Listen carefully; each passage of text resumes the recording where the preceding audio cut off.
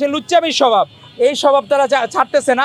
একজন বোন সে চাকরির জন্য যাইতেই পারে, যে কোনো সংসদ থেকে যাইতে পারে, তাই বলে আপনি কি তাকে মিসইউজ করবেন? তার সংসদ সদস্য থাকার কোনো নৈতিক অধিকার নাই। জামায়াত ইসলামী দর্শক শাখা অপ্রাপ্ত বয়স্ক নারীদের সাথে এই এমপি সহ আরো জামাতের অনেকে ইনভলভ অনৈতিক কাজের জন্য। ৭১-এ যে জামায়াত ইসলামী যারা ছিল তাদের মনে হয় পেতাত্তা বা ভূত, বর্তমান যারা জামায়াত ইসলামী তাদের উপরে ভর করেছে। ২৪-এর গণ অভ্যুত্থানের পরবর্তী চেতনা, এগুলো প্রত্যেকটা জায়গায় আমরা দেখলাম। জামাতের যারা বন্ধুরা আছে তাদেরকে তো আমরা বন্ধু মনে করতাম, কিন্তু চারিত্রিক কোনো মিল আমরা দেখতে পারতেছি না। যে বিএনপি যে আদর্শিক রাজনীতি ধারণ করে, তার বিপরীতে তারা যে অনাদর্শিক চর্চা করছে জামাত ইসলামীরা, এটি আমাদেরকে ভাবায় যে আমরা ২৪-এর গণ অভ্যুত্থানের সময় আমরা সকলেই এক পক্ষে শক্তি ছিলাম, আমরা বাংলাদেশপন্থী শক্তি ছিলাম।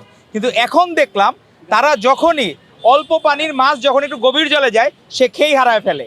তো আমরা দেখলাম তাদের মধ্যে ফ্যাসিস্ট লীগের আমলে ক্ষমতার অপব্যবহার করার যে চর্চা, সেই চর্চাগুলো চলে আসছে আমাদের জামাতের এই সংসদ সদস্য বা এই প্রতিনিধিদের মধ্যে। আপনি চিন্তা করেন, একজন বোন সে চাকরির জন্য যাইতেই পারে, যে কোনো সংসদ থেকে যাইতে পারে, তাই বলে আপনি কি তাকে মিসইউজ করবেন?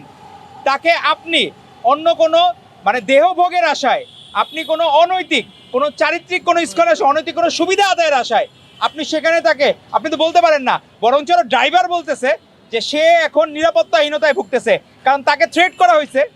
সে নিজে বলছে যে আরও অনেক অপ্রাপ্ত বয়স্ক নারীদের সাথে এই এমপি সহ আরও জামাতের অনেকে ইনভলভ অনৈতিক কাজের জন্য। তো আপনারা ওই যে ভূতের মুখে রাম রাম, তো ওই অবস্থা হয়ে গেছে যে আপনারা বলেন ইসলামকে বিক্রি করেন, কিন্তু ঠিকই ইসলাম পরিপন্থী সকল কাজের সাথে আপনারা জড়িত। আমাদের মুক্তিযোদ্ধা ভাইদের যারা শহীদ হয়েছে তাদের হত্যার পিছনে আপনারা জড়িত। বরঞ্চ ওই সময় যারা ধর্ষণে বেশিরভাগই ধারণা করা হয়, ওই সময়কার জামাত ইসলামী যারা, তারা আমাদের নারী মা বোনদেরকে দর্শন করেছে। তো সেই চর্চা, সেই চরিত্র তাদের মধ্যে, সেই ৭১-এ যে জামায়াত ইসলামী যারা ছিল তাদের মনে হয় পেতাত্তা বা ভূত, বর্তমান যারা জামায়াত ইসলামী তাদের উপরে ভর করেছে। এবং তারা নিজেরা নিজের অন্যায় ঢাকার জন্য তারা নিজের আগের স্ত্রী, যে স্ত্রী তার দুঃসময়ে সে সাহসিকতার প্রতীক এবং সে নিজে তাকে ব্যাকআপ দিয়েছে এবং তাকে সহযোগিতা করেছে তার দুঃসময়ে, সেই দুঃসময়ের আপনার সাথীকে আপনি ভুলে গেলেন। আপনি এখন দ্বিতীয় স্ত্রী বলতেছে, এখন সেটা আপনি আবার কাজীকে ম্যানিপুলেট করার চেষ্টা করলেন। তারা মুনাফিকি চরিত্র ছাড়তেছে না। তাদের এই এটা বলে না বাংলাদেশের লুচ্চামির স্বভাব, এই স্বভাব তারা ছাড়তেছে না।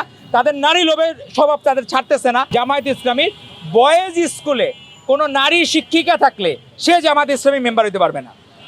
নারীদের কোনো স্কুলে বা বালিকা বিদ্যালয়ে যদি কোনো পুরুষ শিক্ষক থাকে সেও জামায়াত ইসলামী মেম্বার হতে পারবে না। তো আপনারা তাইলে এক একটা শাখা করেন, জামায়াত ইসলামী পুরুষ শাখা, জামায়াত ইসলামী নারী শাখা, জামায়াত ইসলামী গুপ্ত শাখা, জামায়াত ইসলামী দর্শক শাখা। তাইলে আমাদের দর্শক শাখা হলে আমাদের সুবিধা হবে।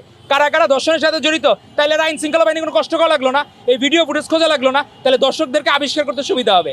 আপনাদেরকে অনুরোধ করব, সময় আসছে পুরুষ শাখা, নারী শাখা, গুপ্ত শাখা, দর্শক শাখা, তারপরে আরও চাঁদাবাজ শাখা, চাঁদাবাজ না তারপরে ইয়ানত শাখা, তো ইয়ানত ব্যাকেটে চাঁদাবাজি শাখা। তো তাদের এই শাখাগুলা খোলার সময় চলে আসছে। তাদেরকে অনুরোধ করব, প্রকাশ্য রাজনীতি করেন, বাংলাদেশপন্থী রাজনীতি করেন। মাননীয় প্রধানমন্ত্রী তার স্ত্রীকে ঢাকা মেডিকেলে স্টুডেন্ট লাইফে বা তার ইন্টার্নি লাইফে যেভাবে নিয়ে যাইতেন, উনি প্রাইম মিনিস্টার হয়েছেন, তারপরেও তার অর্ধাঙ্গিনী তার স্ত্রীকে সেভাবেই সম্মানিত করেন।